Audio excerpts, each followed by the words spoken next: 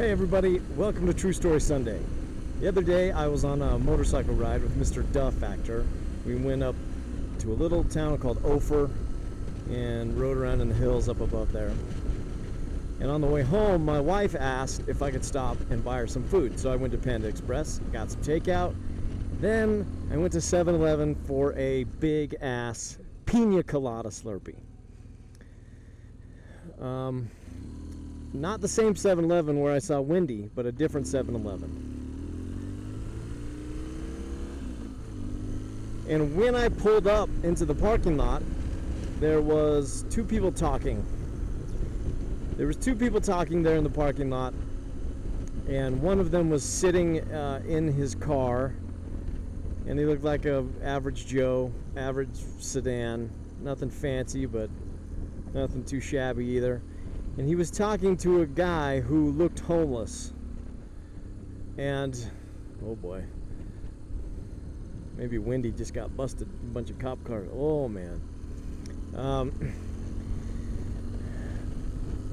He was talking to a guy who was standing in the parking lot, and this person looked homeless to me.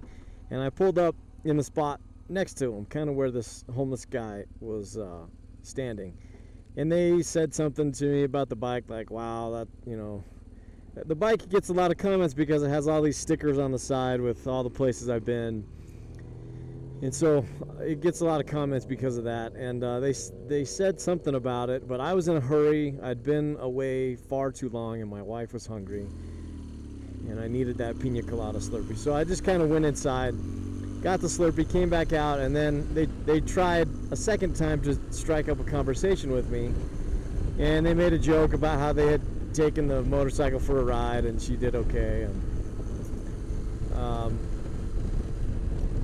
And they said, they asked had I really gone all those places in the stickers on the motorcycle, and I said, yep, sure have. And they were pretty impressed by that. But it's something that happens a lot. A lot of people, you know, they'll talk to me and they'll have this look in their eye like, man, I wish I could do that. I wish I could be a motorcycle adventurer. Well, these guys kept talking to me, and they mentioned that they were hobos. And I was like, what do you mean you're hobos?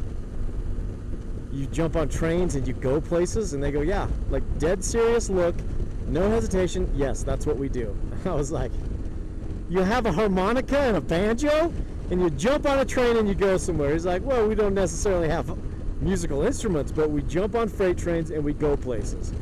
And I said, this guy, pointing to the homeless looking guy, he looks like a hobo to me, but the guy in the car, he just looks like an average Joe, you know, your average working stiff with a family. He goes, well, I used to do it more often, but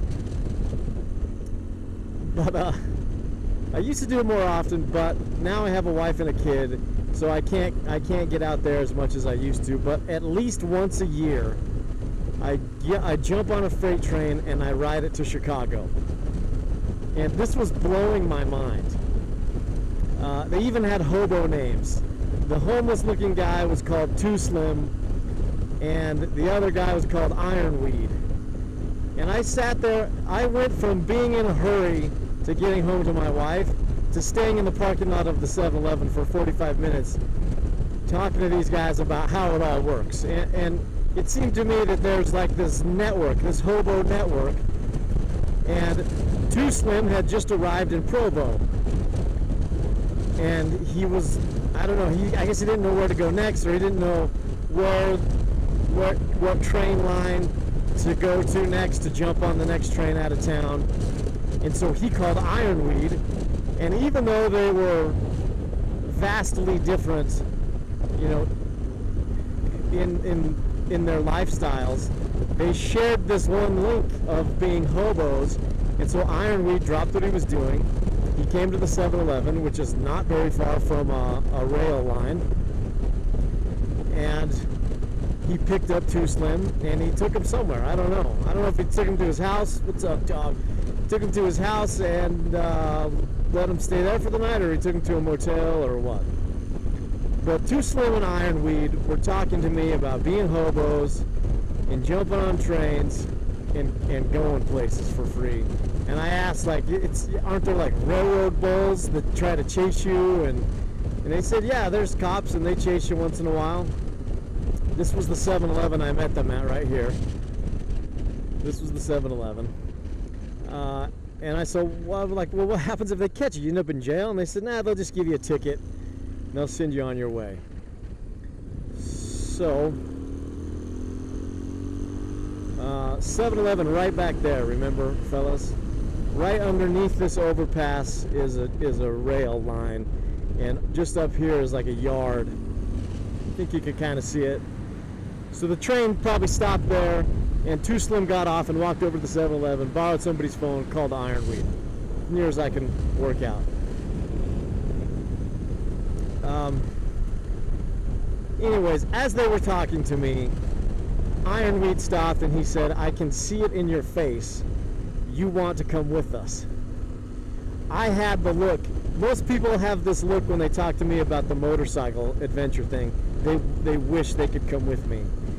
And the hobo guy, he recognized that I had the same look and that I wanted to go with them because it sounds awesome.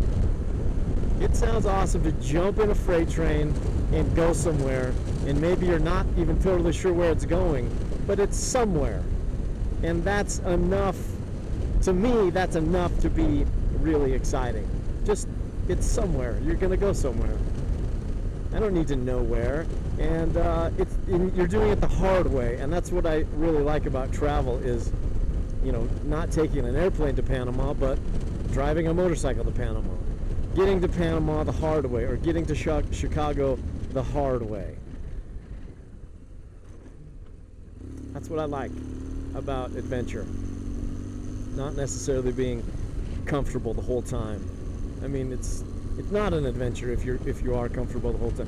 What's up, dogs? I don't like the low wave, but I do it anyways.